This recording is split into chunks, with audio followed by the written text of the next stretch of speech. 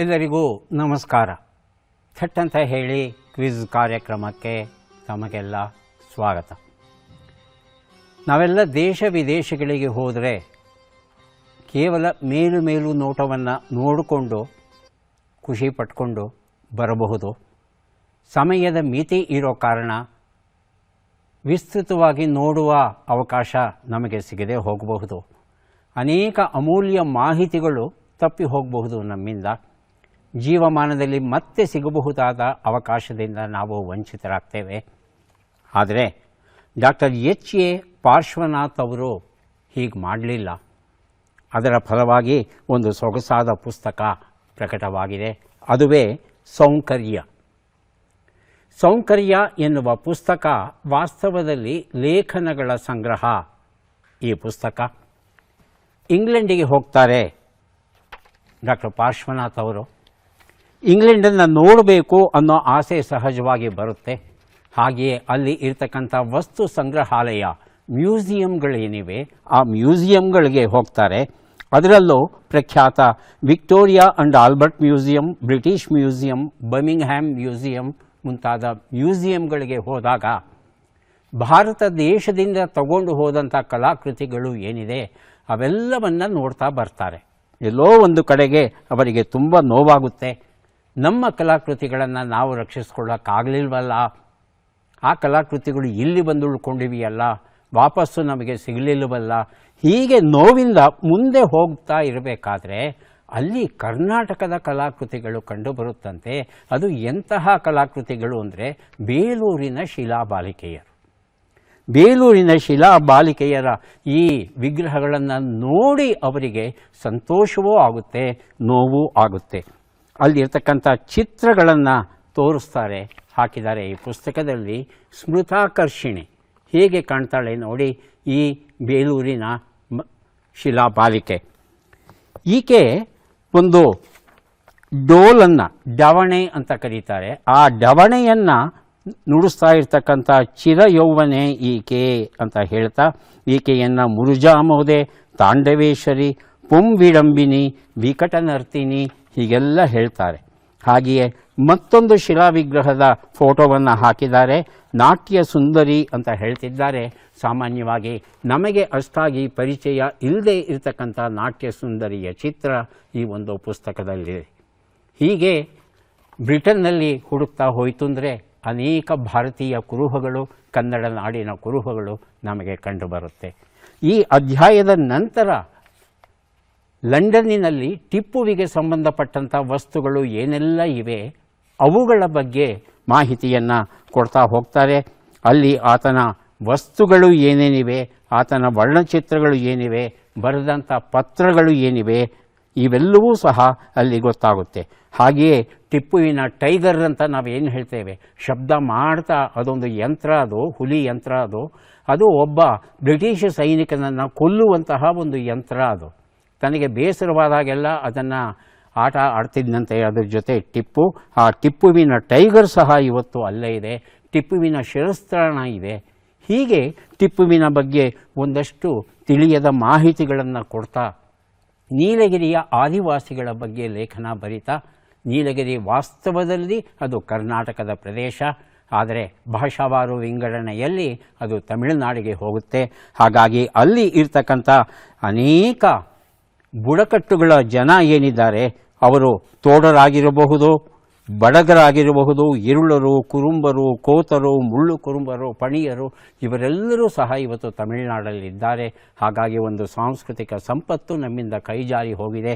ಹೀಗೆಲ್ಲ ಹೇಳ್ತಾ ಇಲ್ಲಿರ್ತಕ್ಕಂಥ ಲೇಖನಗಳಲ್ಲಿ ತಮ್ಮ ಅನುಭವಗಳನ್ನು ದಾಖಲಿಸ್ತಾ ಹೋಗ್ತಾರೆ ಡಾಕ್ಟರ್ ಎಚ್.ಎ. ಪಾರ್ಶ್ವನಾಥ್. ಸೌಂಕರ್ಯ, ನಾವು ಕಾಣದ ಮುಖವನ್ನು ನೋಡೋದಕ್ಕೆ ಒಂದು ಸಲ ಈ ಪುಸ್ತಕವನ್ನು ಓದಬಹುದು. ಕಾರ್ಯಕ್ರಮವನ್ನು ಆರಂಭಿಸ್ತಾ ಇದ್ದೇವೆ. ಸ್ಪರ್ಧಿಗಳ ಪರಿಚಯ. ಮೊದಲ ಸ್ಪರ್ಧಿ. ಎಲ್ರಿಗೂ ನಮಸ್ಕಾರ. ನನ್ನ ಹೆಸರು ರಿಜ್ವಾನ್ ಬಾಗೇವಾಡಿ ಅಂತ. ನಾನು ಧಾರವಾಡ ಜಿಲ್ಲೆ, ಧಾರವಾಡ ತಾಲೂಕು ಉಪ್ಪಿನಬೆಟಗಿರಿ ಗ್ರಾಮದಿಂದ ಬಂದಿದ್ದೀನಿ. ರಿಜ್ವಾನ್, ಏನು ಹವ್ಯಾಸ ಇಲ್ವಾ? ಓದುವುದು, ದಿನಪತ್ರಿಕೆ ಓದುವುದು ಮತ್ತು ಕ್ರಿಕೆಟ್ ಆಡೋದು. ಬಹಳ ಸಂತೋಷ. ಕಾರ್ಯಕ್ರಮಕ್ಕೆ ಸ್ವಾಗತವನ್ನು ಕೋರ್ತಾ ಇದ್ದೇವೆ. ಮುಂದಿನ ಸ್ಪರ್ಧಿ. ಎಲ್ರಿಗೂ ನಮಸ್ಕಾರ. ನನ್ನ ಹೆಸರು ಸೌಮ್ಯ. ನಾನು ಬೆಂಗಳೂರಿನ ಚಂದ್ರ ಲೇಔಟಿಂದ ಬಂದಿದ್ದೇನೆ. ಪ್ರಸ್ತುತ ಡೆಲ್ ಟೆಕ್ನಾಲಜೀಸಲ್ಲಿ ಸಾಫ್ಟ್ವೇರ್ ಇಂಜಿನಿಯರ್ ಆಗಿ ಕೆಲಸ ಮಾಡುತ್ತಿದ್ದೇನೆ. ಪತ್ರಿಕೆ ಓದೋದು, ದಿನಪತ್ರಿಕೆ ಓದೋದು ಮತ್ತು ಪ್ರವಾಸಿ ತಾಣಗಳಿಗೆ ಭೇಟಿ ಕೊಡೋದು ನನ್ನ ಹವ್ಯಾಸ. ಸೌಮ್ಯ ಅವರಿಗೆ ಸ್ವಾಗತವನ್ನು ಕೋರ್ತಾ ಇದ್ದೇವೆ. ಮುಂದಿನ ಸ್ಪರ್ಧಿ. ಎಲ್ಲರಿಗೂ ನಮಸ್ಕಾರ. ನನ್ನ ಹೆಸರು ಶ್ರೀನಿವಾಸ್ ಅಂತ. ಬೆಂಗಳೂರಿನ ಕೆಂಗೇರಿಯಿಂದ ಬಂದಿದ್ದೇನೆ. ಅಮೆಝಾನ್ ಕಂಪನಿಯಲ್ಲಿ ಡೇಟಾ ಅನಲಿಸ್ಟ್ ಆಗಿ ಕಾರ್ಯನಿರ್ವಹಿಸ್ತಿದ್ದೇನೆ. ನನ್ನ ಹವ್ಯಾಸಗಳು ಸಂಗೀತವನ್ನು ಹಾಡುವಂಥದ್ದು ಮತ್ತು ಕೊಳಲನ್ನು ನುಡಿಸುವಂಥದ್ದು. ಬಹಳ ಸಂತೋಷ ಶ್ರೀನಿವಾಸ್, ಸ್ವಾಗತ ಕಾರ್ಯಕ್ರಮಕ್ಕೆ. ಮೂವರು ಸಿದ್ಧವಾಗಿದ್ದರೆ ಕಾರ್ಯಕ್ರಮ ಆರಂಭಿಸೋಣ. ಮೊದಲಿಗೆ ನಿಯಮಗಳನ್ನು ಒಮ್ಮೆ ನೋಡಿಬಿಡೋಣ. ಒಟ್ಟು 10 ಪ್ರಶ್ನೆಗಳು. ಮೊದಲು ಬಜರ್ ಒತ್ತಿದವರಿಗೆ ಉತ್ತರ ನೀಡುವ ಅವಕಾಶ. ಪ್ರತಿ ಸರಿ ಉತ್ತರಕ್ಕೆ ಒಂದು ಪುಸ್ತಕ ಬಹುಮಾನ. ಆಯ್ಕೆಗಳು ಬರುವ ಮೊದಲೇ ಬಜರ್ ಒತ್ತಿ ಸರಿ ಉತ್ತರ ನೀಡಿದರೆ 2 ಪುಸ್ತಕ ಬಹುಮಾನ. 100 ಅಂಕ ಗಳಿಸಿದವರಿಗೆ 1 ಪುಸ್ತಕ. ವಿಶೇಷ ಬಹುಮಾನ. ನಕಾರಾತ್ಮಕ ತಂತ್ರಗಳಿಗೆ ಅವಕಾಶವಿಲ್ಲ. ಕಾರ್ಯಕ್ರಮದ ಮೊದಲ ಪುಸ್ತಕ ನನ್ನ ಮನ ನನ್ನ ಜನ. ಅಂಕಣ ಬರಹಗಳು ಡಾಕ್ಟರ್ KG ಲಕ್ಷ್ಮೀನಾರಾಯಣಪ್ಪ ಬರೆದಿರುವಂಥದ್ದು. ಮೊದಲ ಪ್ರಶ್ನೆ ಈಗ ಬಂತು. ಪ್ರಶ್ನೆಯನ್ನು ನೋಡೋಣ. ಸಪ್ತಭಾಷಾ ಸಂಗಮ ಭೂಮಿ ಯಾವುದು? ಆಯ್ಕೆಗಳನ್ನು ನೋಡೋಣ. ಕಾಸರಗೋಡು, ಗೋಕರ್ಣ, ಕಾರ್ಕಳ. ಬಜರ್ ಒತ್ತಿದ್ದಾರೆ ರಿಜ್ವಾನ್. ಕಾಸರಗೋಡು. ಕಾಸರಗೋಡು. ಸೌಮ್ಯ ಕಾಸರಗೋಡು. ಕಾಸರಗೋಡು. 4 ಆಯ್ಕೆ 4 ಕಣ್ಣೂರು. ಉತ್ತರವನ್ನು ನೋಡೋಣ. ಕಾಸರಗೋಡು ಉತ್ತರ ಸರಿಯಾಗಿದೆ. ರಿಜ್ವಾನ್ ಈ ಉತ್ತರ ಕೊಟ್ಟಿದ್ದಾರೆ. ನನ್ನ ಮನ ನನ್ನ ಜನ ಈ ಒಂದು ಪುಸ್ತಕವನ್ನು ಅವರಿಗೆ ಕೊಟ್ಟಿದ್ದೇವೆ.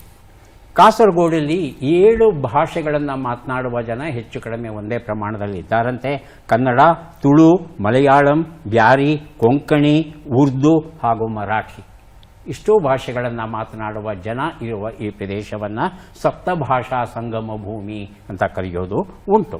ಹೂವು ಮತ್ತು ಹುಡುಗ ಕಥಾ ಸಂಕಲನ GK ಐತಾಳ ಬರೆದಿರುವಂಥದ್ದು. ಪ್ರಶ್ನೆ: ಕಾರ್ಮಸೈನ್, ಟಾರ್ಟ್ರಾಜಿನ್ ಮತ್ತು ರೋಡಮೈನ್ ಇವು ಏನು? ಸೌಮ್ಯ. ಔಷಧಿಯಲ್ಲಿ ಉಪಯೋಗಿಸ್ತಕ್ಕಂಥ ಕಾಂಪೊನೆಂಟ್ಸ್ ಸರ್. ಔಷಧಿಗೆ ಉಪಯೋಗಿಸುವಂಥ ಕಾಂಪೊನೆಂಟ್ಸ್, ಬಿಡಿ ಭಾಗಗಳ ವಸ್ತುಗಳು. ಆಯ್ಕೆಗಳು ಬಂದ ಮೇಲೆ ಸರಿಯಾದ ಉತ್ತರ ಕೊಡೋದಕ್ಕೆ ಗುರುತಿಸೋದಕ್ಕೆ ಪ್ರಯತ್ನ ಪಡಿ. ಯಾರಾದರೂ ಹೇಳ್ತೀರಾ? ಆಯ್ಕೆಗಳು ಬೇಕಾ? ಆಯ್ಕೆಗಳನ್ನು ನೋಡೋಣ. ಆಹಾರ ಬಣ್ಣಗಳು, ನಕ್ಷತ್ರಗಳು, ಹೊಸ ಬ್ಯಾಕ್ಟೀರಿಯಾ, ಮೀನುಗಳು. ಸೌಮ್ಯ. ಮೀನುಗಳು ಹೇಳಿ. ಎರಡನೇದಾಗಿ ರಿಜ್ವಾನ್. ಹೊಸ ಬ್ಯಾಕ್ಟೀರಿಯಾ. ಹೊಸ ಬ್ಯಾಕ್ಟೀರಿಯಾ. ಉತ್ತರವನ್ನು ನೋಡೋಣ. ಅದೇ ಸರಿಯಾದ ಉತ್ತರ. ಆಹಾರ ಬಣ್ಣಗಳು ಇವೆಲ್ಲ ರಾಸಾಯನಿಕ ವಸ್ತುಗಳು. ಕಾರ್ಮಸೈನ್, ಟಾರ್ಟ್ರಾಜಿನ್, ರೋಡಮೈನ್ ಅನ್ನೋದೆಲ್ಲವೆಲ್ಲ ಅಪಾಯಕಾರಿ ರಾಸಾಯನಿಕ ವಸ್ತುಗಳು. ಇವುಗಳನ್ನು ಆಹಾರಕ್ಕೆ ಬಳಸಬಾರ್ದು, ಆದರೆ ಬಳಸ್ತಾ ಇದ್ದಾರೆ. ಉದಾಹರಣೆಗೆ 171 ಗೋಬಿ ಮಂಚೂರಿಗಳನ್ನು ಪ್ರಯೋಗಾಲಯಕ್ಕೆ ತಗೊಂಡು ಹೋಗಿ ಪರೀಕ್ಷೆ ಮಾಡಿ ನೋಡ್ತು ಅಂದರೆ ಅದರಲ್ಲಿ 107 ಗೋಬಿ ಮಂಚೂರಿಗಳ ಮಾದರಿ ಸ್ಯಾಂಪಲ್ ಏನಿತ್ತು ಅವುಗಳಲ್ಲಿ ಅಪಾಯಕಾರಿ ರಾಸಾಯನಿಕ ವಸ್ತುಗಳನ್ನು ಬಳಸಿದ್ರಂತೆ. ಇದು ನೇರವಾಗಿ ನಮ್ಮ ಕಿಡ್ನಿಯನ್ನು, ನಮ್ಮ ಲಿವರನ್ನು ಹಾಳು ಮಾಡುತ್ತೆ. ಹಾಗಾಗಿ ಬಹಳ ಎಚ್ಚರಿಕೆಯಿಂದ ಇರಬೇಕು. ಕಾಟನ್ ಕ್ಯಾಂಡಿ ಎಲ್ರಿಗೂ ಇಷ್ಟ, ಮಕ್ಕಳಿಗಂತೂ ಬಹಳ ಇಷ್ಟ. ಈ ಕಾಟನ್ ಕ್ಯಾಂಡಿನಲ್ಲಿ 25 ಮಾದರಿಗಳನ್ನು ತಗೊಂಡು ಹೋಗಿ ಪ್ರಯೋಗಾಲಯದಲ್ಲಿ ಪರೀಕ್ಷೆ ಮಾಡ್ತಂದರೆ 15 ಕಾಟನ್ ಕ್ಯಾಂಡಿಗಳಲ್ಲಿ ಅಪಾಯಕಾರಿ ರಾಸಾಯನಿಕ ವಸ್ತುಗಳು ಇದ್ದುವಂತೆ. ಇದು ನಮ್ಮ ಕರ್ನಾಟಕದಲ್ಲಿ, ನಮ್ಮ ಬೆಂಗಳೂರಲ್ಲಿ ನಡೆಸಿದಂಥ ಅಧ್ಯಯನ. ಹಾಗಾಗಿ ದಯವಿಟ್ಟು ಈ ಕ್ಯಾನ್ಸರ್ ಕಾರಕ, ಕಿಡ್ನಿ ನಾಶಕ, ಲಿವರ್ ನಾಶಕ ಈ ಮಂಚೂರಿಗಳನ್ನು, ಈ ಕಾಟನ್ ಕ್ಯಾಂಡಿಗಳನ್ನು ಮಕ್ಕಳಿಗೆ ಕೊಡೋದಕ್ಕೆ ಮೊದಲು 4 ಸಲ ಯೋಚನೆ ಮಾಡಿ. ಮುಂದಿನ ಪುಸ್ತಕ ವೇಷ ಕಥಾ ಸಂಕಲನ. ವಿಶ್ವನಾಥ್ ಎನ್ ನೇರಳಕಟ್ಟೆ ಬರೆದಿರುವಂಥದ್ದು. ಪ್ರಶ್ನೆ: ಚಿನೂಕ್ ಹೆಲಿಕಾಪ್ಟರ್ಗಳನ್ನು ಯಾವ ದೇಶವು ಉತ್ಪಾದಿಸುತ್ತದೆ? ಆಯ್ಕೆಗಳನ್ನು ನೋಡೋಣ. France, Britain, America, Russia. ಮೊದಲಿಗೆ ಶ್ರೀನಿವಾಸ್, ಆನಂತರ ರಿಜ್ವಾನ್. ಅಮೆರಿಕ. ರಿಜ್ವಾನ್.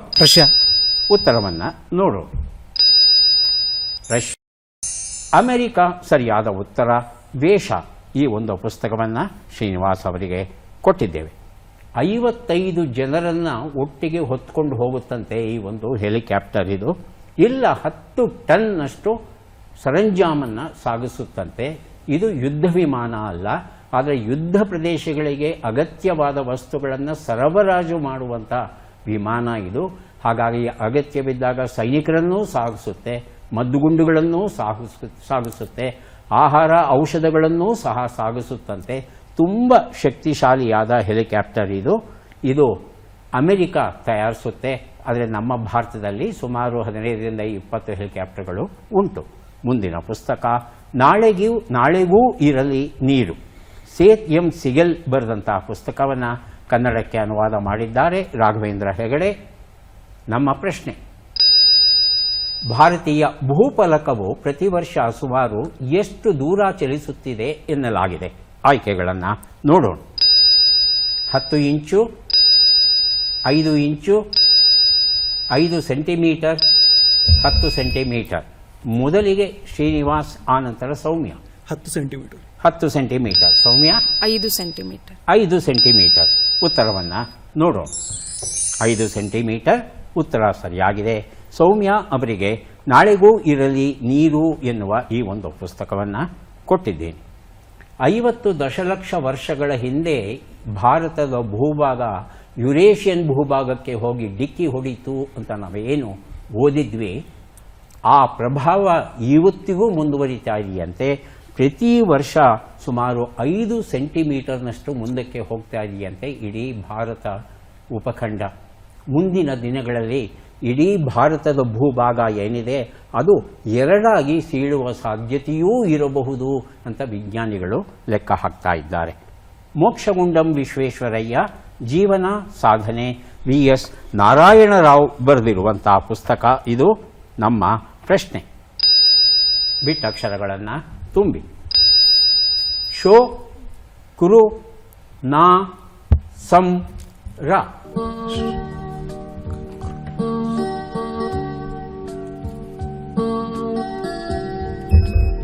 ಬಜರ್ ಒತ್ತಿದ್ದಾರೆ ಶ್ರೀನಿವಾಸ್. ಶೋಭಕೃತ್ ನಾಮ ಸಂವತ್ಸರ. ಶೋಭಕೃತ್ ನಾಮ ಸಂವತ್ಸರ. ಹೌದಾ ಸೌಮ್ಯ? ಸರಿ. ಉತ್ತರವನ್ನು ನೋಡು. ಶೋಭಕೃತ ನಾಮ ಸಂವತ್ಸರ ಉತ್ತರ ಸರಿಯಾಗಿದೆ. ಮೋಕ್ಷಗುಂಡಂ ವಿಶ್ವೇಶ್ವರಯ್ಯ ಈ ಒಂದು ಪುಸ್ತಕವನ್ನು ಶ್ರೀನಿವಾಸ್ ಅವರಿಗೆ ಕೊಟ್ಟಿದ್ದೇವೆ. ಹೊಸಗನ್ನಡ ಸಾಹಿತ್ಯ ಚರಿತ್ರೆ ಎನ್ನುವ ಪುಸ್ತಕ LS ಶೇಷಗಿರಿರಾವ್ ಅವರು ಬರೆದಿರುವಂಥದ್ದು. ನಮ್ಮ ಪ್ರಶ್ನೆಯನ್ನು ನೋಡೋಣ. ಈ ಕೆಳಗಿನ ಲೆಕ್ಕಗಳನ್ನು ಪೂರ್ಣಗೊಳಿಸಿ ಉತ್ತರಗಳನ್ನೆಲ್ಲ ಕೂಡಿ ಅಂತಿಮ ಉತ್ತರವನ್ನು ನೀಡಿ. ಲೆಕ್ಕಗಳು ಈಗ ಬಂದಿವೆ. 61 ಕೂಡು 29, 93 ಕಳೆ 39, 23 ಗುಣಿಸು 9, 208 ಭಾಗಿಸು 8.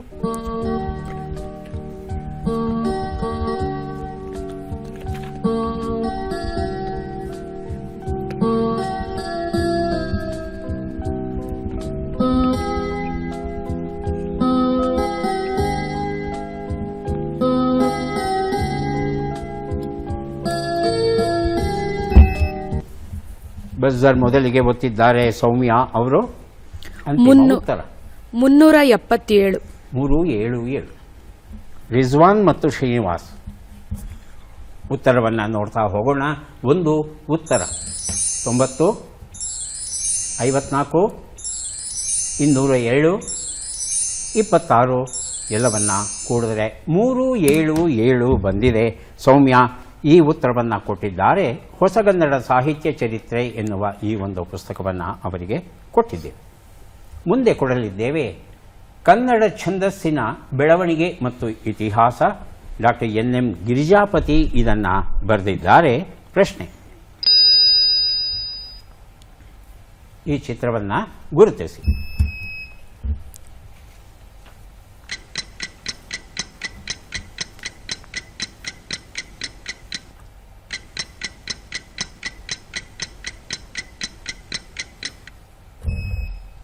ಮೊದಲಿಗೆ ಸೌಮ್ಯ, ಆನಂತರ ರಿಜ್ವಾನ್ ಬಜರ್ ಒತ್ತಿದ್ದಾರೆ. ರತಿ ಮನ್ಮಥ. ರತಿ ಮನ್ಮಥ. ರಿಜ್ವಾನ್, ಸರಿ. ರತಿ ಮನ್ಮಥ, ಶ್ರೀನಿವಾಸ್. ಅದೇ ಉತ್ತರ. ಆಯ್ಕೆಗಳನ್ನು ನೋಡೋಣ. ರಾಧಾಕೃಷ್ಣ, ರತಿ ಮನ್ಮಥ, ಇಂದ್ರ ಶಚಿ, ಅರ್ಜುನ ಚಿತ್ರಾಂಗದೆ. ರತಿ ಮನ್ಮಥ ಅಂತ ಹೇಳ್ತಾ ಇದ್ದೀರಿ, ಹೌದಾ? ನೋಡೋಣ. ರತಿ ಮನ್ಮಥ ಉತ್ತರ ಸರಿಯಾಗಿದೆ. ಈ ಉತ್ತರವನ್ನು ಮೊದಲು ಕೊಟ್ಟದ್ದು ಸೌಮ್ಯ. ಆಯ್ಕೆಗಳು ಬರೋದಕ್ಕೆ ಮೊದಲೇ ಕೊಟ್ಟಿದ್ದೀರಿ.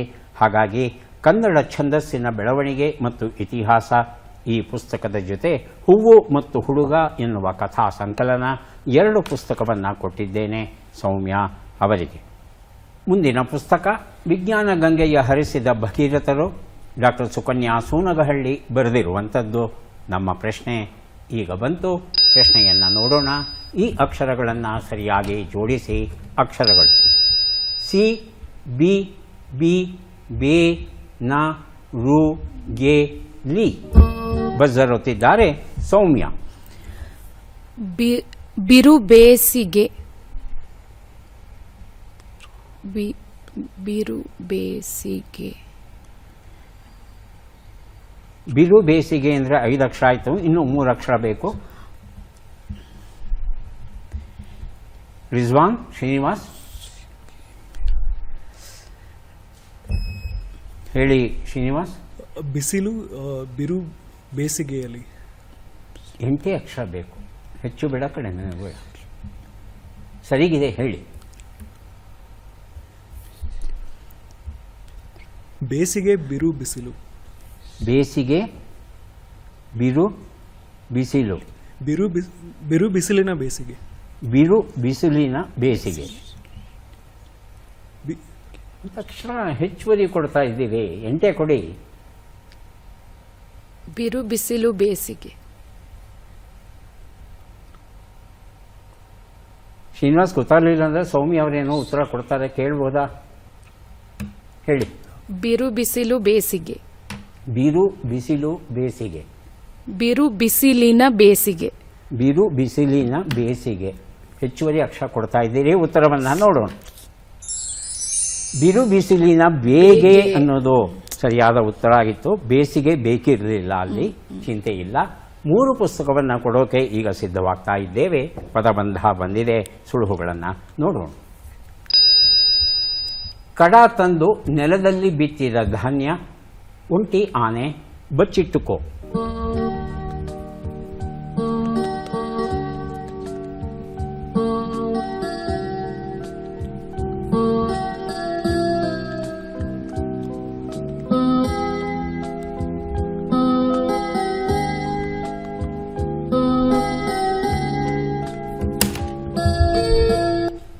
ಮೊದಲಿಗೆ ಬಜರ್ ಒತ್ತಿದ್ದಾರೆ ರಿಜ್ವಾನ್. ಒಂದು ಉತ್ತರ. ಬಿತ್ತನೆ ಬೀಜ. ಕಡ ತಂದು ನೆಲದಲ್ಲಿ ಬಿತ್ತಿದ ಧಾನ್ಯ. 3 ಶಬ್ದ ಸಿಕ್ಕಿದೆಯಾ? ಬಹುಶಃ ಸಿಕ್ಕಿಲ್ಲ. ಸೌಮ್ಯ ಮತ್ತು ಶ್ರೀನಿವಾಸ್ ಮೊದಲನೇದಕ್ಕೆ ಮಾತ್ರ ಉತ್ತರ ಕೊಡಿ. ಸಾಲ ಅಂತ ಗೊತ್ತಾಗ್ತಿದೆ ಸರ್, ಮುಂದಿನ ಗೊತ್ತಾಗ್ತಾ ಇಲ್ಲ. ನಾನು ಮೊದಲನೇ ಶಬ್ದ ಕೊಡ್ತೇನೆ. 2, 3ಕ್ಕೆ ತಾವು ಉತ್ತರ ಕೊಡೋಕೆ ಪ್ರಯತ್ನ ಪಡಿ. ಗೊತ್ತಾಯ್ತಾ ರಿಜ್ವಾನ್? ಮೊದಲನೇ ಸರ್, 2ನೇದು ಗೊತ್ತಾಗ್ತಾ ಇಲ್ಲ. ಒಂದು ಉತ್ತರ ನೆಲಗಡಲೆ. 2 ಉತ್ತರ. ಮೊದಲು ಬಜರ್ ಒತ್ತಿದ್ದಾರೆ ಶ್ರೀನಿವಾಸ್, ನಂತರ ಸೌಮ್ಯ. ಸಲಗ. ಸಲಗ. ಉತ್ತರವನ್ನು ನೋಡೋಣ. 3 ಉತ್ತರ. ಸೌಮ್ಯ. ಅಡಗು. ಅಡಗು. ಉತ್ತರವನ್ನು ನೋಡೋಣ. ಅಡಗು ಉತ್ತರ ಸರಿಯಾಗಿದೆ. ನಕ್ಷತ್ರ ಕುಸುಮಗಳು ಎನ್ನುವ ಪುಸ್ತಕ ಶ್ರೀನಿವಾಸ್ ಅವರಿಗೆ. ಏರಿ ರಂಗಮಂಚ ತೋರಿ ಈ ಪ್ರಪಂಚ ಎನ್ನುವ ಪುಸ್ತಕ ಸೌಮ್ಯ ಅವರಿಗೆ ಕೊಟ್ಟಿದ್ದೇವೆ. ಈಗ ಬಂದಿದ್ದೇವೆ ಕೊನೆಯ ಘಟ್ಟಕ್ಕೆ. ಚಟ್ಪಟ್ ಚಿನ್ಕುರಳಿ. 5 ಪ್ರಶ್ನೆಗಳು. ಮೊದಲ ಅವಕಾಶ ರಿಜ್ವಾನ್ ಅವರಿಗೆ ಬರ್ತಾ ಇದೆ. ಸಿದ್ಧವಾಗಿದ್ದೀರಾ? ಸರಿ. ಮೊದಲ ಪ್ರಶ್ನೆ. ಕೆಂಡ ಕಾರು ಎನ್ನುವ ನುಡಿಗಟ್ಟಿನ ಅರ್ಥವೇನು? ತುಂಬಾ ಕೋಪಗೊಳ್ಳು, ಕೆಂಡವನ್ನು ಮಾಡು. ತುಂಬಾ ಕೋಪಗಳು. ಮುಂದಿನ ಪ್ರಶ್ನೆ. 2 ಎರಚು, ಚೆಲ್ಲು ಎಂಬ ಅರ್ಥವನ್ನು ಕೊಡುವ ಶಬ್ದ ಯಾವುದು? ಚೇಪು, ಚೇಪೆ. ಚೇಪು. ಮುಂದಿನ ಪ್ರಶ್ನೆ. ಕಂಸನು ಕೃಷ್ಣ ಬಲರಾಮನನ್ನ ಕೊಲ್ಲಲು ಯಾವ ಆನೆಯನ್ನ ಸಿದ್ಧಪಡಿಸಿದ್ದ? ಕುವಲಯ, ಪೀಡ, ಮಲಯ ನಾಮ. ಮಲಯ ಮಹಾಗಜ. ಮಲಯ ಮಹಾಗಜ. ಮಲಯ ಮಹಾಗಜ. ಮುಂದಿನ ಪ್ರಶ್ನೆ. ರಾತ್ರಿ ಕಂಡ ಬಾವಿಗೆ ಹಗಲು ಹಾರಿದರಂತೆ. ಹಗಲು ಹಾರಿದಂತೆ. ಮುಂದಿನ ಪ್ರಶ್ನೆ. ಈ ಒಗಟನ್ನು ಬಿಡಿಸಿ. ತಾರೆ ಆರರೊಳು ಹುಟ್ಟಿ ತಾರೆ ನಾಮವ ಪಡೆದು ತಾರೆ ನಾಮದವನ ಕೊಂದಿಟ್ಟ ಬರ್ಹಿ ವಾಹನನಾರೆಂದು ಹೇಳೇ ಸಖಿ. ಗೊತ್ತಿಲ್ಲ. ಬರ್ಹಿ ಅಂತ ಹೇಳಿದ್ರೆ ನವಿಲು. ಬರ್ಹಿ ವಾಹನ, ನವಿಲನ್ನು ವಾಹನವಾಗಿ ಉಳ್ಳವನು ಯಾರು ಅಂತ. ಉತ್ತರವನ್ನು ನೋಡ್ತಾ ಹೋಗೋಣ. 1 ಉತ್ತರ ಕೆಂಡ ಕಾರು ತುಂಬ ಕೋಪಗೊಳ್ಳು ಸರಿಯಾಗಿದೆ. 2 ಉತ್ತರ ಎರಚು ಚೆಲ್ಲು ಚೇಪು ಸರಿಯಾಗಿದೆ. 3 ಉತ್ತರ ಇದು ಕುವಲಯ ಪೀಡ ಆಗಿತ್ತು. 4ನೇ ಪ್ರಶ್ನೆಗೆ ಉತ್ತರ ರಾತ್ರಿ ಕಂಡ ಬಾವಿಗೆ ಹಗಲು ಬಿದ್ದ ಹಾಗೆ ಬಿದ್ದಂತೆ ಪರವಾಗಿಲ್ಲ, ಸರಿ ಅಂತ ಸ್ವೀಕರಿಸೋಣ. ಇದು ಷಣ್ಮುಖನ ವರ್ಣನೆ ಆಗಿತ್ತು. 3 ಪ್ರಶ್ನೆಗಳಿಗೆ ತಾವು ಸರಿಯಾದ ಉತ್ತರ ಕೊಟ್ಟಿದ್ದೀರಿ. 3 ಪುಸ್ತಕಗಳನ್ನು ತಮಗೆ ಕೊಡ್ತಾ ಇದ್ದೇವೆ. ಈಗ ಅವಕಾಶ ಸೌಮ್ಯ ಅವರಿಗೆ ಬರ್ತಾ ಇದೆ. ಸಿದ್ಧವಾಗಿದ್ದೀರಾ? ಮೊದಲ ಪ್ರಶ್ನೆ. ಕೂಡಿಗೆ ಕೇಡು ಎನ್ನುವ ನುಡಿಗಟ್ಟಿನ ಅರ್ಥವೇನು? ಅನ್ನಕ್ಕೆ ದಂಡವಾಗಿರು, ಅನ್ನವು ದೊರೆಯದಿರು. ಅನ್ನಕ್ಕೆ ದಂಡವಾಗಿರು. ಮುಂದಿನ ಪ್ರಶ್ನೆ. 1000 ಕಾಲಿನ ಹುಳು ಎಂಬ ಅರ್ಥವನ್ನು ಕೊಡುವ ಶಬ್ದ ಯಾವುದು? ಚೇರಟೆ, ಚೇಲಿಕೆ. ಚೇಲಿಕೆ. ಮುಂದಿನ ಪ್ರಶ್ನೆ. ಚಾಣೂರ ಮುಷ್ಟಿಕ ಯಾರು? ಕಂಸನ ಜಟ್ಟಿಗಳು, ಜರಾಸಂಧನ ಜಟ್ಟಿಗಳು. ಕಂಸನ ಜಟ್ಟಿಗಳು. ಮುಂದಿನ ಪ್ರಶ್ನೆ. ಈ ಗಾದೆಯನ್ನು ಪೂರ್ಣಗೊಳಿಸಿ. ಶಕ್ತಿಗಿಂತ ಯುಕ್ತಿ ಮೇಲು.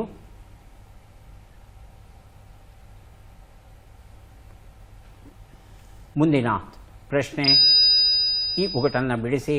ರಾಮನಿಗೆ ಸ್ಥಳ ಬಿಟ್ಟು, ರಾಮನಿಗೆ ಪಥಗೊಟ್ಟು, ರಾಮನಾಳಿದ ನಗರವ ನುಂಗಿಟ್ಟು, ಜಗದಿ ಅಪಮಾನಿ ಯಾರೆಂದು ಹೇಳೇ ಸಖಿ. ಕೈಕೈ. ಉತ್ತರವನ್ನು ನೋಡ್ತಾ ಹೋಗೋಣ. 1 ಉತ್ತರ ಕೂಳಿಗೆ ಕೇಡು, ಅನ್ನಕ್ಕೆ ದಂಡವಾಗಿರು ಸರಿಯಾದ ಉತ್ತರ ಕೊಟ್ಟಿದ್ದೀರಾ.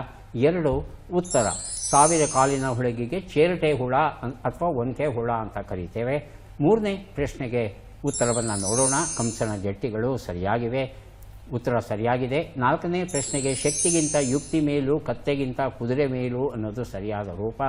5ನೇ ಪ್ರಶ್ನೆಗೆ ಉತ್ತರ ಇದು ಸಮುದ್ರದ ವರ್ಣನೆ ಆಗಿತ್ತು. ರಾಮಾಯಣ ಮಹಾಭಾರತದ ಕಥೆಯನ್ನು ಸಂಕ್ಷಿಪ್ತವಾಗಿ ಹೇಳಿದ್ದಾರೆ. 2 ಸರಿ ಉತ್ತರ ಕೊಟ್ಟಿದ್ದೀರಿ. ಹಾಗಾಗಿ 2 ಪುಸ್ತಕಗಳನ್ನು ತಮಗೆ ಕೊಡ್ತಾ ಇದ್ದೇವೆ. ಈಗ ಅವಕಾಶ ಶ್ರೀನಿವಾಸ್ ಅವರಿಗೆ ಬರ್ತಾ ಇದೆ. ಸಿದ್ಧವಾಗಿದ್ದೀರಾ? ಮೊದಲ ಪ್ರಶ್ನೆ.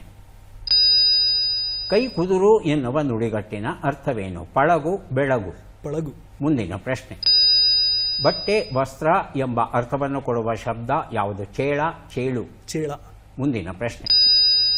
ಅಹಿರಾವಣ ಮತ್ತು ಬಹಿರಾವಣ ಇವರ ಇಷ್ಟ ದೇವತೆಯ ಹೆಸರೇನು? ಕಂಕಣಾದೇವಿ, ಕಂಕರೀದೇವಿ.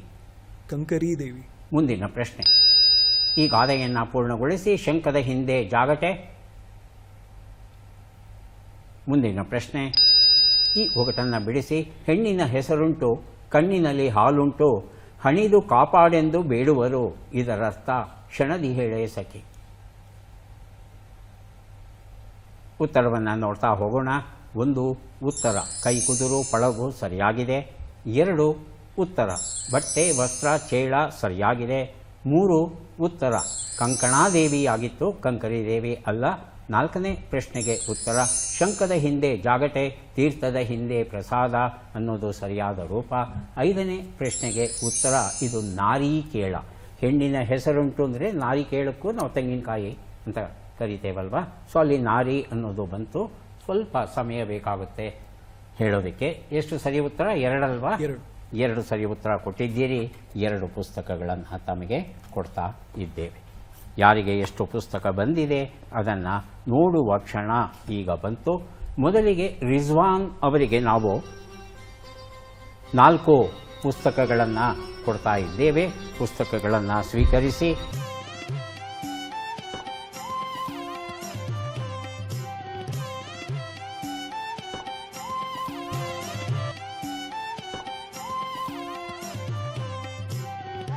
ಸೌಮ್ಯ ಅವರಿಗೆ 3, 4, 7 ಪುಸ್ತಕ ಸಿಗ್ತಾ ಇದೆ. ಸ್ವೀಕರಿಸಿ. ಅಭಿನಂದನೆಗಳು.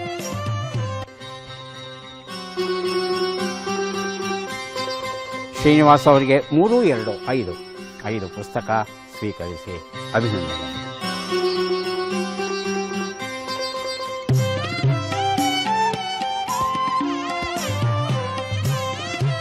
ಮತ್ತೆ ಭೇಟಿಯಾಗೋಣ. ನಮಸ್ಕಾರ.